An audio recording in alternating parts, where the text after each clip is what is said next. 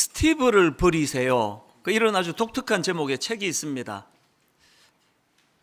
이 스티브가 누구길래 스티브를 버리세요 책을 이렇게 제목을 정했나. 사실 제가 그 책 제목이 궁금해서 이 책을 구입하는 경우가 아주 드물게 있는데요, 이 책이 바로 그런 케이스입니다. 그래서 이 책을 보니까 제목을 왜 이렇게 잡았는지를 이제 설명을 하는데요, 자, 한번 들어보십시오. 스티브는 스티브 잡스를 지칭할 수도 있고 우리 안에 있는 작은 영웅일 수도 있습니다. 또한 우리가 쉽사리 버리지 못하고 있는 편견이거나 깊게 뿌리 박힌 고정관념일 수도 있습니다. 그러면서 이제 이런 부연 설명을 붙여놨습니다. 저는 스티브를 참 좋아했습니다.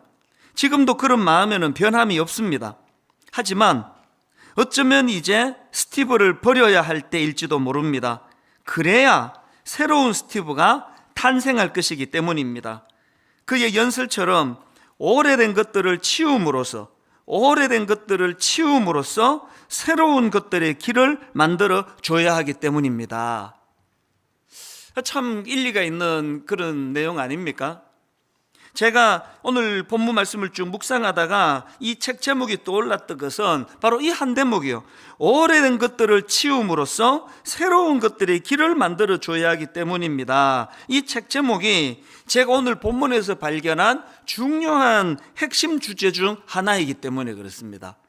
그래서 이제 이 관점으로 이제 오늘 본문을 쭉 살펴보기를 원하는데요, 오늘 본문에 보면은 이제 나병 환자 한 사람이 이제 자기 병을 고쳐달라고 간절하게 주님께 애원을 합니다. 예수님은 그 호소를 외면하지 않고 그의 병을 고쳐주시는데, 그리고는 이제 이 나병 환자가 낫는데, 이게 지난주에 우리가 살펴본 내용 아닙니까? 그런데 오늘 그 본문의 그 사건은 이렇게 하고 끝이 나지 않습니다. 그리고는 이제 새로운 국면으로 펼쳐지는데, 예수님께서 그 병 고침 받은 나병 환자에게 45절에서 아주 엄중한 명령을 하나 내리십니다. 자, 43절부터 보십시오. 곧 보내시며 엄히 경고하사 이르시되 삼가 아무에게 아무 말도 하지 말고 가서 내 몸을 제사장에게 보이고 내가 깨끗하게 되었으니 모세가 명한 것을 드려 그들에게 입증하라 하셨더라. 엄중하게 예수님이 고침받은 나병 환자에게 명하셨는데 하나도 순종하지 않습니다. 특별히 삼가 아무에게도 말하지 마라 이렇게 강하게 부탁을 하셨는데요, 45절에 보니까 그러나 그 사람이 나가서 이 일을 많이 전파하여 널리 퍼지게 하니, 그래서 어떤 가슴 아픈 결과가 일어났느냐, 45절 뒷부분입니다. 그러므로 예수께서 다시는 드러나게 동네에 들어가지 못하시고 오직 바깥 한적한 곳에 계셨으나, 저는 지난 한 주간 동안 이 본문을 묵상을 하면서 이게 제 모습 아닌가? 이게 수많은 지금 중직자들의 모습 아닌가? 여러분, 이 본문에서 우리가 배워야 되는 게 뭐죠? 여러분, 이 본문에서 우리가 얻어야 될 교훈은 때로는 우리의 열심이 예수님께 독이 될 수 있다는 겁니다. 지금 이 고침받은 나병 환자가 막 예수님을 궁지에 몰려고 한 거 아니에요. 너무 가슴이 뜨거우니까. 이렇게 자기 병을 고쳐준 예수님에게 어떻게 가만히 있을 수 있냐고, 그래서 그 사실을 막 이제 여기저기 퍼뜨렸는데, 그것 때문에 예수께서 다시는 드러나게 동네에 들어가지 못하시고 오직 바깥 한적한 곳에 계셨으나, 좀 끔찍한 상상을 해보는 겁니다. 오늘 저 같은 이런 목회자들이, 수많은 중직자들이 지나친 예수님의 뜻을 구하지 않고 행하는 지나친 열심 때문에 지금 예수님께서 바깥 한적한 곳에 서 계시는 이런 상황은 아닌가. 이것이 이제 오늘 본문에 나오는 나병 환자에게서 우리가 배워야 될 그 타산지석인데요. 자, 그렇다면 이런 질문이 가능하지 않습니까? 나병 환자는 왜 예수님 말씀에 귀를 안 기울였을까요? 아니, 이렇게 엄중히 부탁을 했는데 왜 그 말을 무시했을까요? 한 두 가지로 분석이 나오더라고요. 왜 예수님 말씀에 귀를 안 기울였다고요? 첫째로는요, 자기 판단, 이 내 판단이 옳아, 예수님의 판단보다 내 판단이 옳아, 이 생각이 너무 강했기 때문입니다. 아니, 이 좋은 일을 어떻게 침묵하고 있느냐고. 이거 전하는 게 좋은 거 아니야? 만방에 알려야지 이런 거. 자기 생각에 뭐 확신이 있다가 보니까, 그리고 이게 예수님을 돕는 일이라 생각하니까, 이게 자기가 예수님 일을 방해할 줄은 꿈에도 몰랐으니까 불순종하게 되는 거 아닙니까? 제가 이 말씀이 왜 두려운가 하면은요, 오래 믿은 사람에게는 정상이 있을 수 있기 때문이에요. 저는 지난 한 주간 동안에 이 나병 환자의 모습을 보면서 이사야 55장 8절 9절, 이는 내 생각이 너희의 생각과 다르며 내 길은 너희의 길과 다름이니라. 여호와의 말씀이니라. 이는 하늘이 땅보다 높음 같이 내 길은 너희의 길보다 높으며 내 생각은 너희의 생각보다 높음이니라. 저를 위시한 모든 우리 중직자들과 목회자들이, 오래 예수 믿은 분들이 이 말씀을 항상 기억을 해야 돼요. 이제 저희 교회가 1만 수도파수 운동이 시작이 돼서 제일 중요한 관건인 이제 30개 교회 이제 담임 목사님들을 이제 지금부터 찾고 있는 중이거든요. 그래서 이제 외부의 15 목사님을 지금 이제 서류를 다 받았고요. 그리고 우리 내부에 이제 부교역자들 중에 15 담임 목사님을 세워야 되는데, 제가 하나님 앞에서 약속을 드리고 여러분께 이미 선포했습니다. 내부 15명 교역자 뽑는데 내가 일절 관여하지 않겠다. 이게 이상한 선포예요. 사실은 우리 교역자들은 저만큼 잘 아는 사람이 없습니다. 저만큼 잘 아는 사람 어디 있습니까? 전부 제가 인터뷰하고 제가 만나고 제가 지도하고 지금까지도 그런 교제를 하면서 우리 교역자들하고 그렇게 교류를 하고 있는데, 왜 제가 일절 거기 선발하는데 나서지 않겠다고 했을까요? 제가 우리 교역자들을 내가 제일 잘 알아. 여기에 이 나병 환자가 가진 오류가 담겨 있기 때문입니다. 그래서 지금 저희는요, 약 1년에 거쳐서 5번에 걸쳐서 투표를 합니다. 저는 투표권도 없습니다. 그래서 자기들끼리 서로가 서로에게 이분이 15 목사님 안에 들어가야 된다, 그렇게 지금 4번까지 투표를 했습니다. 그런가 하면은 외부에서 모시게 될 15분도 마찬가지예요.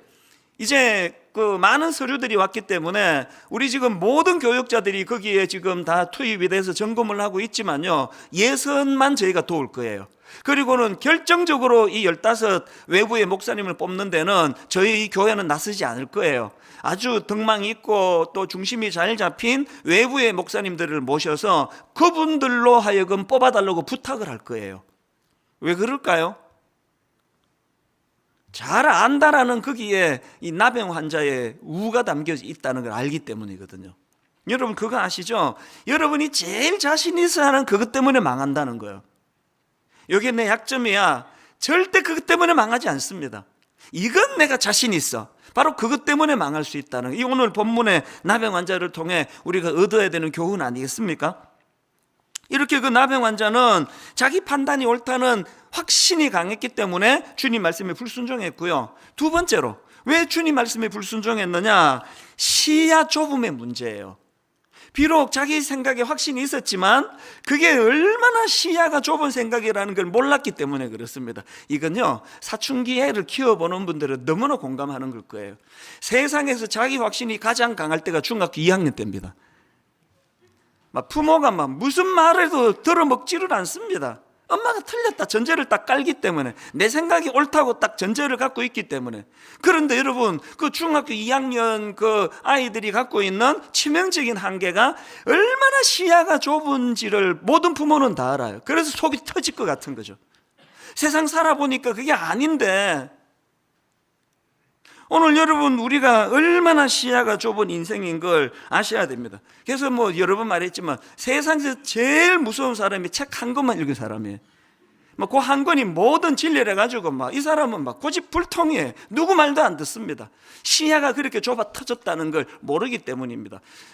제가 이 본문의 나병 환자를 묵상을 하다가 베드로가 불쑥 떠올랐는데, 마태복음 16장의 베드로, 여러분 아시죠? 예수님이 이제 십자가의 길을 이제 선포를 하니까 그 반응 아시죠? 자, 21절, 마태복음 16장 21절입니다. 이때로부터 예수 그리스도께서 자기가 예루살렘에 올라가 장로들과 대제사장들과 서기관들에게 많은 고난을 받고 죽임을 당하고 제3일에 살아나야 할 것을 제자들에게 비로소 나타내시니, 그랬더니 22절, 베드로가 예수를 붙들고 항변하여 이르되 주여 그리 마옵소서, 이 일이 결코 죽게 미치지 아니하리이다. 베드로가 얼마나 흥분했는지 헬라어로 보면은요, 예수님을 꾸짖었다고 그렇게 분석해도 될 만큼 강하게 지금 예수님께 항의를 하는 거예요. 베드로가 왜 이렇게 강하게 항의할까요? 자기 확신이 뭐예요? 예수님은 십자가 지시면 안 되는데, 왕좌에 앉으셔야 되는데, 해방을 시켜주셔야 되는데, 그러나 우린 다 알잖아요. 베드로가 얼마나 생각이 좁고 시야가 좁아가지고 눈앞에 보이는 그것만 보고 판단한다는 거 우리 다 알잖아요. 그것들을 만 배 멀리까지 내다보시고 십자가를 결정하셨는데 시야가 좁으니까 그걸 이해를 못하는 거예요. 늘 우리가 이런 식이에요. 여러분, 우리가요, 참 나는 시야가 좁아, 나는 정말 판단력이 흐려, 이것만 알아도요, 이게 철든 사람이에요. 이게 사춘기 애들만 시야가 좁은 거 아닙니다. 예수 잘 믿는다고 하는 그 사람들 안에 굉장히 많은 이런 오류를 볼 수 있습니다. 구약에서 이런 좁은 시야로 잘못 판단했다가 망한 사람이 하나 있잖아요. 롯, 아브라함의 조카 롯. 자, 창세기 13장 10절. 이에 롯이 눈을 들어 요단 지역을 바라본 즉 소알까지 온 땅에 물이 넉넉하니, 야, 이 자기 눈으로 보기에 이게 대박인 거예요. 이 뭐 끝내주는 거다. 이거 뭐 당연히 이걸 택해야지. 그래서 망했잖아요. 자기 확신 있는 건 좋은데 이 시야가 얼마나 좁은지를 모르니까 잘한다고 한 게 그 망한 거 아닙니까? 오늘 본문의 나병 환자도 마찬가지예요. 우리는 어떻습니까? 왜 여러분 제가 이 본문을 가지고 지난주와 이번주 2주에 걸쳐서 설교할까요? 이 포인트를 우리가 절대로 놓쳐서 안 되기 때문에 그렇습니다. 오늘날 한국교회가 많이 어렵다 그러잖아요. 그리고 걸핏하면 싸우잖아요. 여러분, 뭐 불교가 이렇게 싸웁니까? 천주교가 이렇게 싸웁니까? 우리끼리 막 미치듯이 싸우는 건 이게 뭐 기독교가 독보적인 이 개신교가. 왜 그렇습니까? 자기 확신이 강한 A, 자기 확신이 강한 B, 절대 양보 안 하는 게 신앙 안에서의 고집불통이거든요. 이때 우리가 깨우쳐야 되는 게 뭐겠습니까? 하나님 앞에서 받은 은혜가 클수록 이런 어리석음의 자리에 빠질 수 있다는 걸 인식하는 겁니다. 그래서 제가 오늘 이 본문을 읽으면서 이 대안이 뭐냐, 그럼 어떻게 하면 이런 본문의 나병 환자가 범했던 어리석음을 피할 수 있는가? 열심을 냈는데, 잘한다고 해드렸는데, 인생을 제가 주님을 향하여 충성을 다 바쳤는데 이게 주님 일에 방해가 됐다. 이런 가슴 아픈 결과가 나오지 않기 위해서 어떻게 해야 되느냐? 2가지로 제가 정리를 해봤습니다. 여러분, 이 나병 환자와 같은 어리석음을 피하려면 어떻게 해야 됩니까? 첫째, 예수님의 관점으로 생각하는 훈련을 하셔야 돼요. 계속 예수님의 관점으로. 열왕기하 5장에 보면은요, 아람 왕의 군대 장관 나아만이 있는데 불행하게도 그 높은 자리에 있는 나아만 장군이 나병이 걸립니다. 그래서 이제 괴로워하고 있는데, 그 자기 병을 고쳐줄 수 있는 이스라엘의 엘리사 선지자라고 있다고, 그렇게 이 엘리사 선지자를 소개받습니다. 얼마나 기대가 크고 설렜겠습니까? 그렇게 이제 선지자를 만나려고 갔는데요, 그 선지자가 무슨 주문을 하는가 보니까 열왕기하 5장 10절을 보십시오. 엘리사가 사자를 그에게 보내 이르되 너는 가서 요단강에 몸을 7번 씻으라. 내 살이 회복되어 깨끗하리라 하는지라. 그랬더니 나만 장군이 분노하는 거예요. 왜 분노하는지가 11절에 나옵니다. 나만이 노하여 물러가며 이르되 내 생각에 나오죠. 내 생각에는 그가 내게로 와서 서서 그의 하나님 여호와의 이름을 부르고 그의 손을 그 부위 위에 흔들어 나병을 고칠까 하였노라.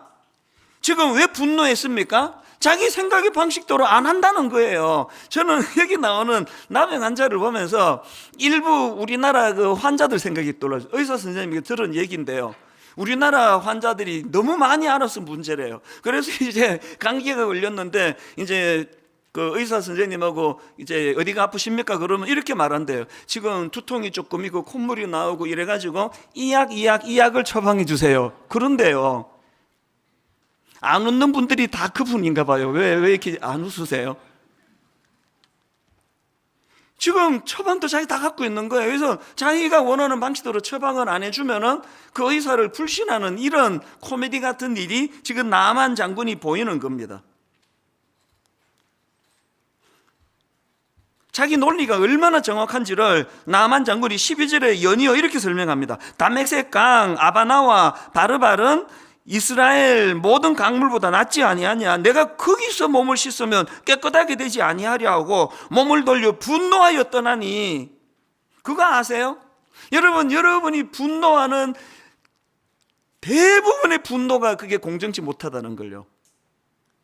여러분이 누군가에 대하여 울분을 터뜨리는 그것들이 진짜 공정한 건지 어떻게 확신하세요?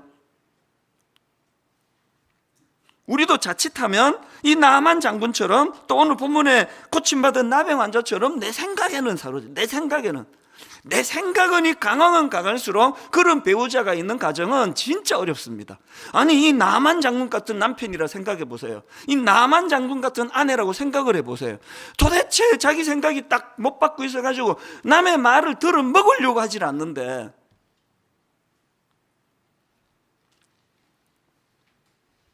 그 나병 환자가 지금 본문의 나병 환자가 갖고 있는 치명적인 문제가 뭡니까?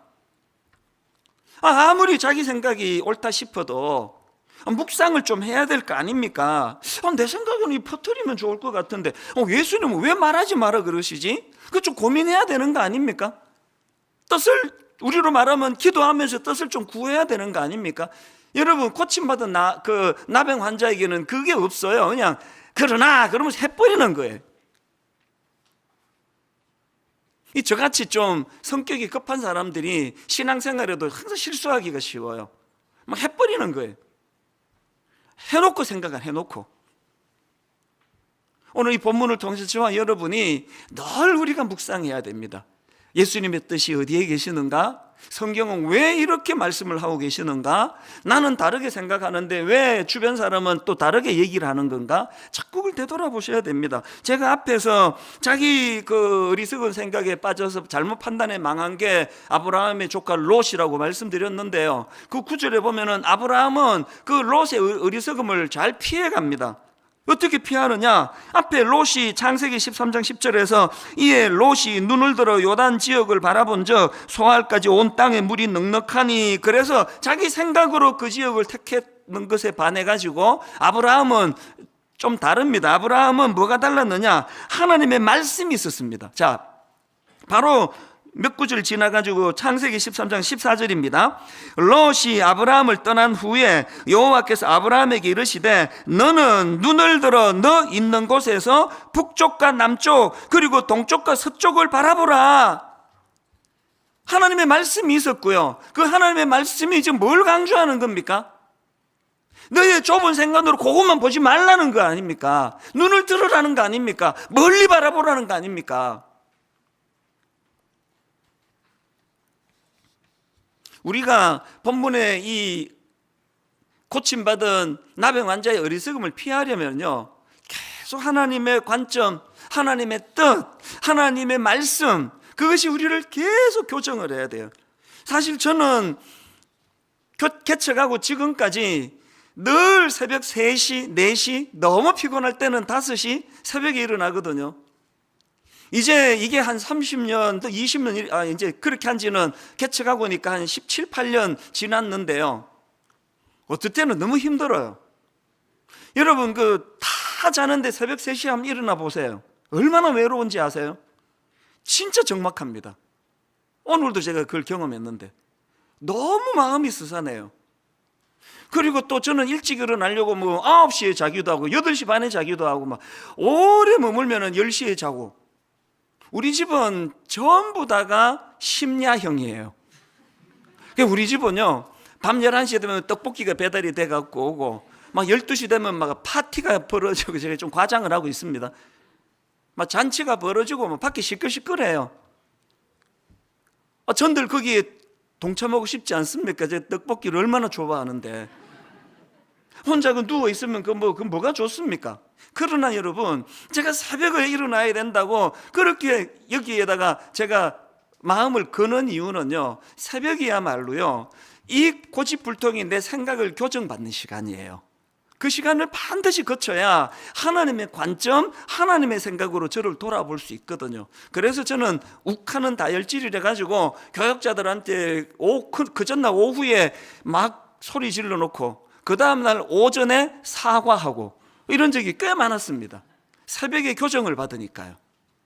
여기 다혈질이신 분들은요, 저하고 같이 자고 같이 일어나고 그랬으면 좋겠습니다.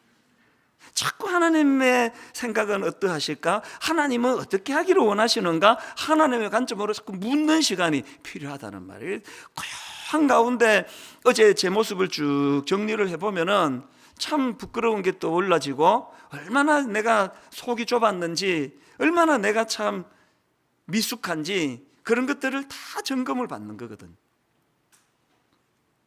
우리가 즐겨 부르는 찬양 중에 내가 주인 삼은 모든 것 내려놓고 내 주 되신 주 앞에 나가 내가 사랑했던 모든 것 내려놓고 주님만 사랑해. 여러분, 우리가 주님을 사랑하기 위해서 내려놓아야 되는 게 많다는 거예요. 우리가 주님을 사랑하기 위해 내려놓아야 되는 게 많은데, 저는 그 중에서요 제일 강력하게 내려놓아야 되는 건 내 아집이라고 생각합니다. 진짜 내가 주님을 사랑하기 위해서는요, 이 고집불통, 가장 내 생각이 항상 옳고 항상 나는 틀리지 않고 이런 아집 덩어리를 내려놓는 게 주님을 건강하게 사랑하는 비결인 줄로 믿으시기를 바랍니다. 여러분, 아침마다 새벽마다 또 하루 일과를 마치기 전에 하나님, 오늘 제가 하나님의 관점으로 하나님 보시기에 부끄러운 행동은 없었습니까? 그렇게 기도하고 하루를 마무리하고 하나님 앞에, 아버지, 오늘 이 하루를 하나님의 관점으로 판단하는 하루가 되기를 원합니다. 그런가 하면 두 번째로, 이 나병 환자가 범했던 어리석음, 우리는 어떻게 하면 이 나병 환자와 같은 어리석음을 피할 수 있을까요? 두 번째로, 기도해야 돼. 기도하되 하나님의 뜻을 구하는 기도를 드려야 된다는 겁니다. 여러분, 이 고침 받기 전에 나병 환자하고요, 고침 받은 이후에 나병 환자에게 확 드러나는 차이가 하나 있는데, 그게 뭐냐? 자, 고침 받기 이전에 나병 환자를 보세요. 오늘 본문 40절입니다. 한 나병 환자가 예수께 와서 꿇어 엎드려 간구하여 이르되, 그 다음 보세요. 원하시면 저를 깨끗하게 하실 수 있나이다. 여기 지금 엎드려 간구하는 거 우리로 말하면 이 기도 아닙니까? 기도를 하는데, 고침 받기 이전에 이 나병 환자는 뭘 구합니까? 원하시면. 나병 환자가 확신했는 게 있는데, 그거는 우리 주님은 나를 깨끗게 하실 수 있는 분이라는 확신이 있었습니다. 여기에 반해 나병 환자가 확신할 수 없었던 게 하나 있었는데, 이게 주님의 뜻인지 아닌지를 몰랐다는 거예요. 그래서 원하시면이 들어갔는데요, 불행하게도 고침받거나 이걸 우리로 적용을 하자면 이미 이제 은혜도 경험하고 막 오래 예수 믿고 막 목사도 되고 이런 사람들에게서 빠져 있는 게 뭐냐? 이 나병 환자에게 고침받은 이후에 원하시면이 없어요. 원하시면. 심지어는 예수님이 원한다 하시면서 이거 소문 내지 마라 그랬는데도 무시해버리잖아요. 이 차이를 아시겠습니까? 그렇기 때문에요, 저 같은 목회자나 오래 예수 믿은 사람은 골로새서 1장 9절에서 사도 바울의 이 권면을 꼭 기억하셔야 됩니다. 사도 바울이 골로새서 1장 9절에서 이런 권면합니다. 이로써 우리도 듣던 날부터 너희를 위하여 기도하기를 그치지 아니하고 구하노니 너희로 하여금 모든 신령한 지혜와 총명, 그 다음 보세요, 하나님의 뜻을 아는 것으로 채우게 하시고. 자, 한번 따라해 보시겠습니까? 하나님의 뜻을 아는 것으로 채우게 하시고. 더 확신 있게, 하나님의 뜻을 아는 것으로 채우게 하시고. 연조가 깊을수록 계속 기도를 드려야 돼요. 아버지, 내가 하나님께 간절히 간구합니다. 하나님의 뜻을 알기를 원합니다. 이 좁아 터진 내 생각을 내려놓고. 근데 여러분, 제가 한 가지 알아요. 제가 이렇게 막 목청 높여 설교해도요, 인간은 잘 안 바뀐다는 거 알아요. 이 오늘 설교 듣고 막 맞아, 내 생각을 내려놓고 하나님 뜻에 맞춰야지, 이렇게 결단하는 분은요, 이 뭐 100명에 한두 명도 안 됩니다. 지금 여기 이 방에 계시는 분 중에요, 오늘 이 말씀이 자기 인생을 바꾸고, 맞아, 나는 고집불통이야, 난 이제 내 생각 다 바꾸기로 했어, 이렇게 결심하는 사람은 두세 명도 안 됩니다. 문제가 뭔가 하면은, 이렇게 얘기하면 모든 분이 그 두세 명 안에 내가 들지. 이렇게 인간의 생각이 잘 안 바뀌는 그 점을 전 너무 감사하게 생각해요. 그냥 설교 한 편에 다 바뀌고 다 바뀌었으면 난 지금쯤 실직자가 됐어요. 할 일도 없을 텐데. 이렇게 질긴 바뀌지 않는 인간의 죄성 때문에 저는 확신합니다. 죽을 때까지 할 일이 있다는 거. 여러분, 오늘 이 말씀 앞에서 정말 우리가요, 내가 정말 고집이 세긴 세지, 이것만 자각해도 성공입니다. 이것만 자각해도. 얼마나 인간의 생각이 잘 안 바뀌는가 하면은요, 구약의 그 선지자 요나 아시잖아. 요나는 막 얼마나 고집이 센지, 하나님께 불순종했는지 요나서 1장부터 바로 고집이 나옵니다. 자, 요나서 1장 1절 2절입니다. 여호와의 말씀이 아미떼 아들 요나에게 임하니라. 이르시되 너는 일어나 저 큰 성읍 니느웨로 가서 그것을 향하여 외치라. 그 악독이 내 앞에 상달되었음이니라 하시니라. 하나님이 이렇게 엄중하게 명하시는데 3절을 보세요. 그러나 요나가, 벌써 불순종 아닙니까? 그러나 요나가 여호와의 얼굴을 피하려고 일어나 다시스로 도망하려 하여 욥바로 내려갔더니, 이건 뭐 말씀 시작부터 불순종이에요. 그래가지고 그냥 풍랑만 나가지고 죽을 고생하고 막 엄청 깨지고, 그 고난이 참 유익합니다. 바로 2장에서 그가 하나님께 드리는 그 참 눈물의 이 기도를 한번 보십시오. 요나서 2장 1절입니다. 요나가 물고기 뱃속에서 그의 하나님 여호와께 기도하여 이르되 내가 받는 고난으로 말미암아 여호와께 불러 아뢰었더니 주께서 내게 대답하셨고 내가 스올의 뱃속에서 부르짖었더니 주께서 내 음성을 들으셨나이다. 그리고 4절을 보세요. 얼마나 겸손해졌는지, 내가 말하기를 내가 주의 목전에서 쫓겨났을지라도 다시 주의 성전을 바라보겠나 하였나이다. 그렇게 회개로 주님 앞에 나간 게 이게 2장인데요. 그런데 요나서가 어떻게 끝나는지 아십니까? 요나서가 넉 장짜리 말씀인데 4장이 이렇게 시작합니다. 요나서 4장 1절부터 3절을 보세요. 먼저 1절. 요나가 매우 싫어하고 성내며, 지금 말씀의 마무리가 이렇게 시작을 합니다. 지금 누구한테 싫어하고 성을 내느냐? 요나가 하나님께예요. 자, 1절부터 3절까지 한번 들어보세요.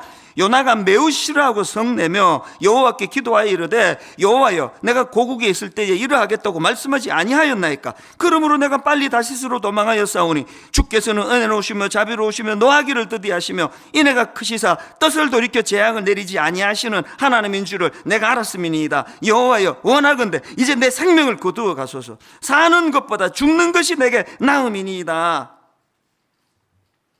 2장에서 그렇게 자기 생각을 회개하고 이제 주님 앞으로 나가겠노라 그랬지만요, 그게 요나를 바꾸게 하지 못했다는 걸 4장에서 알 수 있는 거 아닙니까? 여러분, 요나스가 참 특이하게 끝을 맺습니다. 요나스가 어떻게 마무리 짓는가 하면은요, 자, 4장 8절에도 보십시오. 해가 뜰 때에 하나님이 뜨거운 동풍을 예비하셨고 해는 요나의 머리에 쪼임에 요나가 혼미하여 스스로 죽기를 구하여 이르되 사는 것보다 죽는 것이 내게 나으니이다 하니라. 요나스가 어떻게 끝나는지 아세요? 이 원망 앞에 하나님이 또 설명을 해주시고 그렇게 그냥 끝도 없이 끝나버리는 게 요나스예요. 저는 이 요나스 읽으면서 불길한 예감이 하나 들어요. 내가 죽을 때까지 이렇게 하다가 하나님께 그냥 고집 부리다가 인생이 끝나겠구나. 그걸 깨닫게 하는 게 요나스라고 저는 생각을 합니다.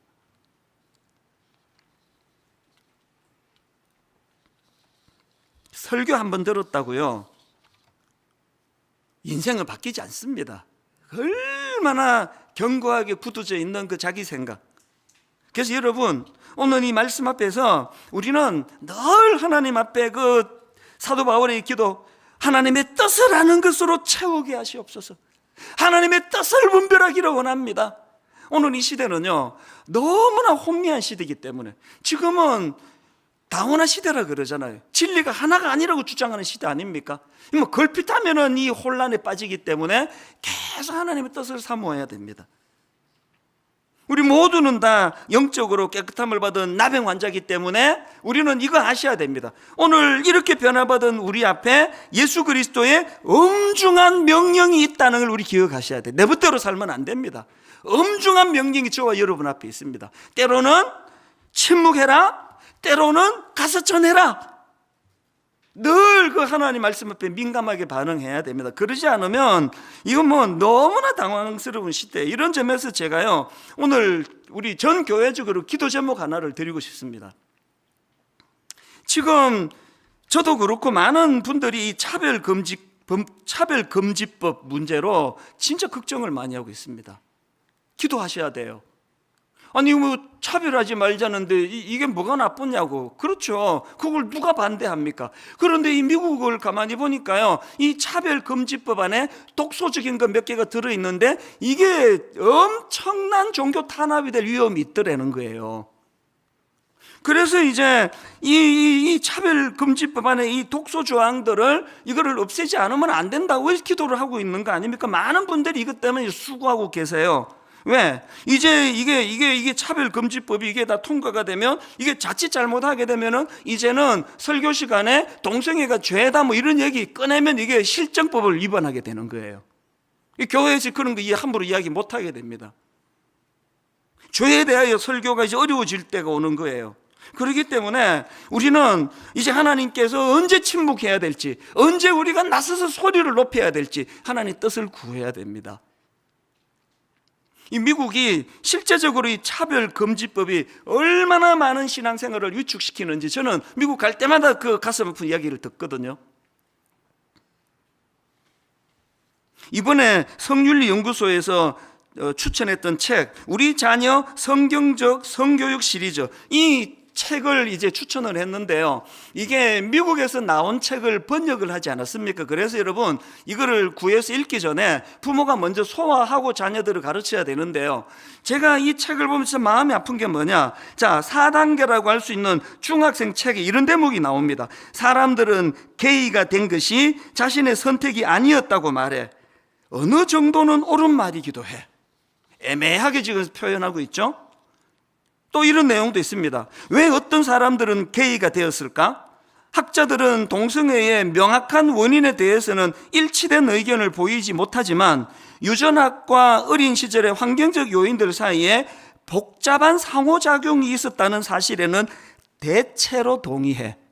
이렇게 애매하게 표현했을까요? 저는요, 이 차별금지법이 통과된 미국에서 이런 책을 쓸 때 이 보수적인 교단에서 만든 책이거든요. 이렇게 애매하게 표현하지 않으면 안 되는 그 고충이 너무 와닿는 겁니다. 제가 이 책을 오늘 그 본문을 가지고 이걸 성도님들과 진지하게 나누어야 되겠다고 한 건요, 이런 맥락을 모르고 이 책을 그대로 다 인용하면 자녀들에게 자칫 잘못하면 독을 먹이게 되는 거예요. 성경은 동성애를 죄라고 말하고 있기 때문에 우리는 성경의 기준으로 분명히 가르쳐야 돼. 애매하게 말하면 안 됩니다. 성윤리연구소를 만들어 하고 싶은 게 뭐냐, 분명하게 성경적인 가치관으로 세우자는 거예요. 거기다가 단 동성애자들을 미워하지 말라시는 주님의 사랑의 정신도 균형을 갖추자는 거예요. 이것도 취하고 저것도 취하기가 얼마나 어려운지 아십니까? 맨날 이쪽에도 욕먹고 저쪽에도 욕먹는 게 그래서 그런 거 아닙니까? 그러나 이 어려운 일을 해내야 해요. 왜? 이게 우리에게 마치 사명이기 때문이에요. 저는 동성애는 타고나는 것이라고, 타고나는 게 아니라고 믿는 사람이에요. 이게 제 신앙 고백이에요. 저랑 생각이 다른 사람이 저를 비난하신다면 뭐 어쩔 수가 없습니다. 이게 내 신앙 고백이니까요. 동성애는 타고나는 것이 아니라고 믿기 때문에 이 책에서 애매하게 어느 정도는 옳은 말이기도 해, 이걸 난 용납이 안 됩니다. 지금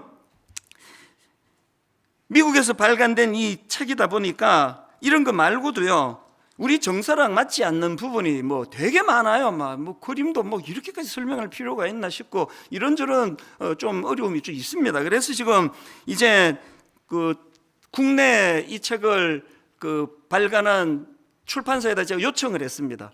이게 지금 문화적으로 맞지 않은 게 많기 때문에 이걸 좀 우리 정서에 맞도록 좀 고치면 좋겠습니다. 너무 고맙게도요, 출판사에서 그걸 너무나 호의적으로 동의를 하고 긍정적으로 받습니다. 근데 문제가 뭐냐, 판권이 미국에 있기 때문에 이게 이제 그 사람들이 제대로 이거를 이해를 해줄 수 있을지 없을지는 잘 모르겠는 거 아닙니까? 그래서 제가 이런 부분에서 이제 여러분 중요한 제안을 한 가지 드리고 싶습니다. 그래서 이제 여러분 지금 막 이 책 읽는 거 잠깐 아직 읽지 마시고요, 이제 우리 성률연구소 팀에서 지금 강의를 준비 중입니다. 그래서 이 책을 읽기 전에 반드시 이거를 유념하고 읽으시라고 하는 것들을 준비 중에 있습니다. 혼란스럽지 않으시도록. 사실 이 책에 보면은요, 5단계 고등학생 이상을 위한 책에 보면은 선포도 있습니다. 그러나 많은 연구에도 불구하고 동성애 유전자는 발견되지 않았지, 이렇게 딱 못 박는 대목도 사실 나옵니다. 제가 이 책을 왜 추천을 했는가 하면은요, 그렇게 문화도 다르고 정서가 다르고 여러 가지 좀 어려움이 있지만, 제가 이 책을 가장 강점으로 생각하는 건, 이 책은요, 창조신앙을 근거로 아이들을 가르치고 있고 구속신앙을 근거로 끊임없이 아이들을 가르치고 있는 내용이라는 겁니다. 이걸 우리가 놓치면 안 됩니다. 그래서 이 책에는 분명하게 동성애 등의 성적인 죄를 지적해주고 있지만, 또 그리스도께서 죄인들을 위하여 하신 일들을 강조하면서 복음을 전하는 책입니다. 이런 강조점들을 이제 빠르면 오늘 수요일쯤에 강의 다 나올 것 같아요. 저희 홈페이지 오셔서 꼭 이 강의를 먼저 들으시고, 오히려 전 더 잘 됐다 생각해요. 그래서 이제 이 책에서 미국적인 정서 이런 것 때문에, 또 그 차별금지법 이런 것 때문에 어떤 부분이 우리가 주의해야 되고 어떤 건 받아야 되고, 이것들을 같이 공부하면서 그렇게 해나가야 된다는 겁니다. 제가 지금 뭘 강조하고 있는가 하면, 너무나 어려운 시대에 우리는 고침받은 나병 환자로 산다는 그 얘기를 하고 싶은 겁니다. 그래서 우리에게는 늘 하나님 뜻에 민감하고, 내 생각 말고 하나님이 이 어려운 시대에 뭘 원하시는가, 뭘 우리에게 요구하시는가. 교회들이 이런 책 왜 안 낼까요? 내면은 이게 논란에 빠지거든요. 다른 교회에서 안 낼 땐 이유가 있는 거 아닙니까? 우리가 왜 냈을까요? 논란이 뻔하게 일어날 줄 아는데 그래도 해야 된다는 겁니다. 그래도 이 시간 아이들을 분별할 수 있도록 가르치는 시도를 끊임없이 해야 된다는 사실입니다. 이게 고침받은 나병 환자로서의 사명이고 도리라고 생각을 합니다. 천명합니다. 분명 우리 교회는 좌로나 우로나 치우치지 않는, 성경이 말하는 죄에 대해서는 죄라고 선언하고, 그럼에도 불구하고 사람은 미워하지 않는 너무너무 어려운 두 마리 토끼를 다 잡아내기를 원합니다. 결론을 이렇게 맺기를 원합니다. 며칠 전인데요, 이 설교를 이제 쭉 정리를 하고 마무리를 하는데, 요즘에 저는 이제 새벽에 많이 걷는 거를 애를 쓰거든요. 그래서 이제 여건만 되면은 막 한 10,000보 이상을 지금 걷고 있는데요, 새벽에 이제 한 10,000보 가까이 이렇게 걸을 때예요, 뒤에서 어떤 분이 이어폰으로 했으면 내가 몰랐을 텐데 스피커폰으로, 또 이제 실례가 될까봐 아주 잔잔하게 찬양을, 그 찬양이 그날 아침 저를 먹먹하게 했습니다. 왜? 이 설교의 결론이 뭔지를 주님이 정해주시는 것 같아가지고. 이 찬양이었습니다. 약한 나로 강하게, 가난한 날 부하게, 눈먼 날 볼 수 있게 주 내게 행하셨네. 호산나 호산나, 죽임당한 어린 양. 호산나 호산나, 예수 다시 사셨네. 그 이른 아침에 마음이 뭉클뭉클해지더라고요. 너무나 혼미하고 힘든 시대를 살아가는, 진짜 어려운 시대를 살아가는 저희들, 우리가 회복해야 될 두 가지. 고침받은 나병 환자의 감격을 회복해야 돼요. 나 같은 거 구원해 주시, 십자가로 구원해 주신 그 은혜. 그런가 하면은 이렇게 고침받은 나병 환자에게 해야 될 명령이 있다는 거. 하나님, 내 생각을 내려놓고 침묵해야 될 때 침묵하게 하시고, 말해야 될 때 말할 수 있는 그리스도인 되기 원하는데, 이 모든 원동력은 십자가 앞으로 나갈 때 가능하다는 것입니다.